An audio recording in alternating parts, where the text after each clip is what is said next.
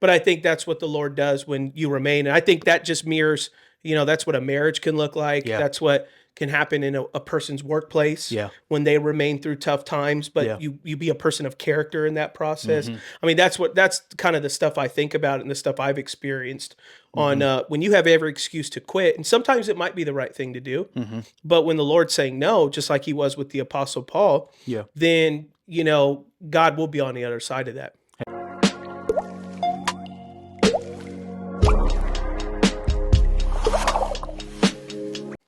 Have you had your daily drip?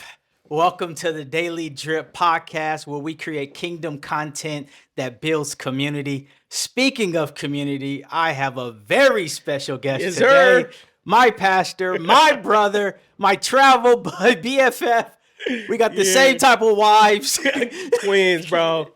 Welcome Twins, to the carbon podcast. copies. Thank you, bro. I couldn't let the first month of January go by without having you on. Well, thank you for having me. Means the This is world that you're dope. on. Thank you. I believe Thank in you. this podcast. It's going to be dope. Daily drips. Yes. I remember when this was just $1 in a dream. This was just a When prayer. did we first start talking about daily? I know you already had something stirring, but was it on a cruise together? This or? was in Israel. Wow. Israel, I had finished the book, and then you're like, you got to market it. I said, why?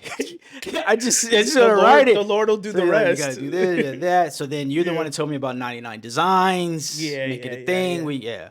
Dang. Yeah, remember I was drawing those water drops? Yeah. In between. I remember. So now look, we got the whole And situation. then, look, the logo we chose to, and then we all chose the logo together. Yes. In Caiaphas's house, if I remember, in Israel. That is correct. That's when you got the little thing, and then we were like, "Yeah, that's the one. Yes. That's the daily. That's what's up." And here we are.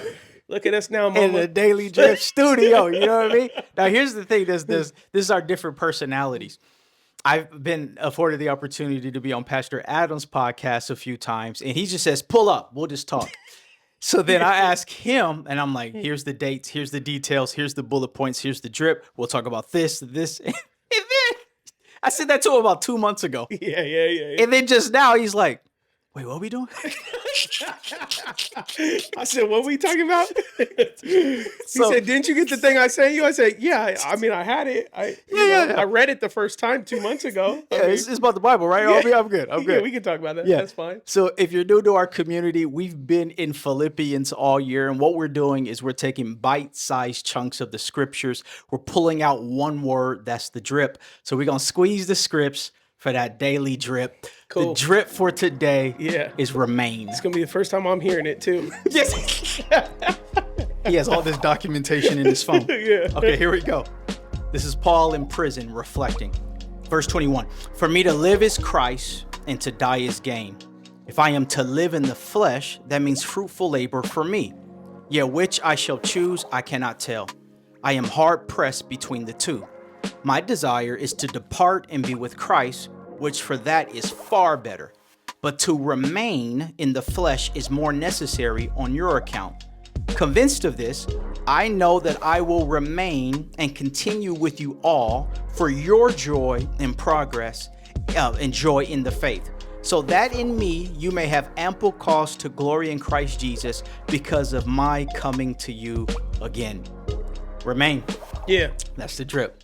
It like is. That. What's on your mind? Okay. I want you to start us off. Yeah, a little freestyle for you. No, I mean, okay. So the point that sticks out to me the most is, as the Apostle Paul is talking about remaining, it's how he says, if I do end up remaining, because he says, my ultimate desire at this point in his life is to say, I want to go to heaven. I want to see Jesus face to face. And then he says, but if that's not God's will and his plan, then if I do remain, it'll be for you all. Yeah. And I think what we have to remember is when we're remaining, whether it be in a position, whether it be in a placement, whether it be in our family, whatever that is, we have to remember remaining is for other people. Yeah. It's not for ourselves. Yeah. A lot of times people want to remain to say, if I do remain, what will I get out of that? For sure. Will I get the promotion?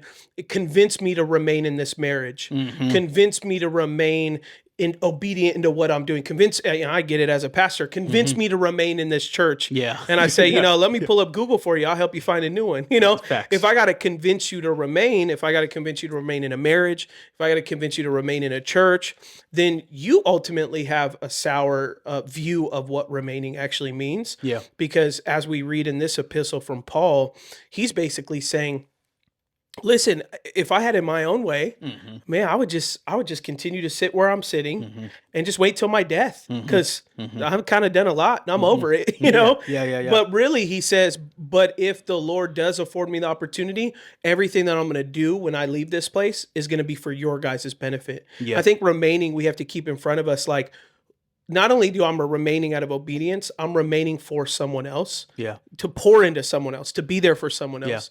To be a pillar for someone else. Yeah.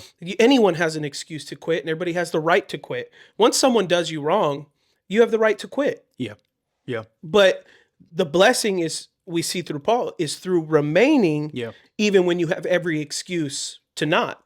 So I see this remaining as like a test of our character, because when I'm looking at the context of this, Paul is in prison. I mean, who wants to remain in prison? Yeah. Also, this is not the first time he's been in prison. So he's been in prison before and has experienced a miracle of not staying in prison. He's praying with Silas, hymns. All of a sudden, the doors open. That doesn't happen this time. Yeah. So now he's saying, for me to live is Christ and to die is gain. He's actually thinking about dying because he's chained in prison and his future doesn't look that hopeful for him.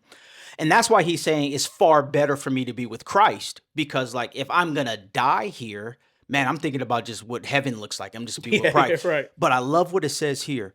What's more necessary on your account? And that's the insight that you brought up. Remaining is for the benefits of others, not just for the benefits of ourselves. Yeah. Because he says, my desire is to depart and be with Christ.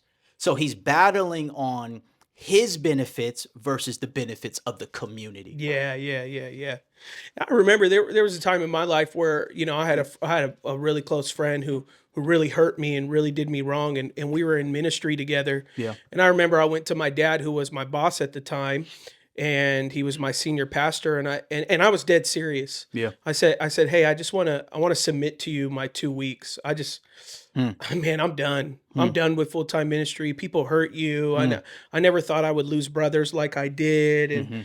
And I remember my dad sat me down and he said, here's what's going to happen. Cause I was dead serious. There was not it wasn't one of these things like, oh, okay, I can convince Adam otherwise, or I don't throw emotional tantrums. So I personally don't say stuff just to scare people. I was dead serious.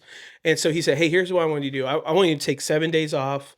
I want you to go with your wife, go somewhere. Okay. I'm going to help financially support it. And in 7 days, I just commit to me that every day you spend time with the Lord and you commit this to prayer with God. Okay. And then he said, at the end of 7 days, if you tell me you want to quit, then I'll honor that and I'll let you go and go off on your way. And he says, but I'll tell you this, when you come back in 7 days, if you remain where you're at through the hurt that you have, the pain that you have, I guarantee you that the Lord will see you where you're at. Yeah. And the Lord will grow you in areas that you can never imagine. And I promise you will see God closer through this than you ever have through anything else. And it was that concept. And through that 7 days, I decided, you know what, I think I am going to remain. Okay. Not only because I needed to, and that was what I felt like God was telling me, but it was because I wasn't done with what God wanted me to do.